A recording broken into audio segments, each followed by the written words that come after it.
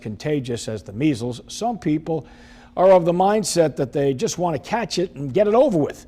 But as WVTM 13's Chip Scarborough tells us, that way of thinking is no match for COVID in any form.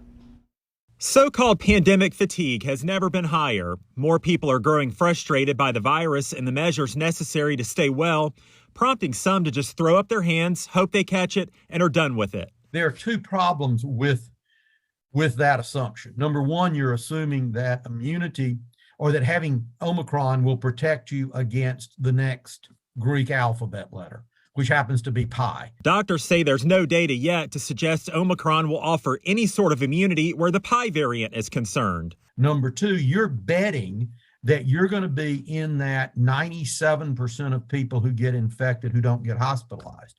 You're betting you're not going to be in the 3% of people who end up hospitalized with Omicron. You're betting you're not going to be in that 1% who end up in the ICU on a ventilator or die from Omicron.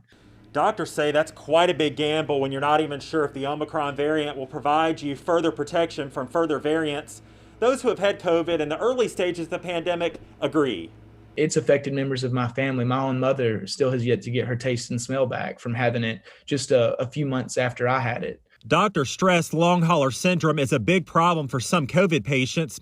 Brain fog, fatigue, and shortness of breath lasting for months at a time, if not longer. But it's really a bad idea to expose yourself to a communicable disease with the misunderstanding that you're going to do just fine and that you're going to have immunity and that you're not going to have any long-term consequences. Already, 16,734 Alabamians have lost their lives to COVID-19.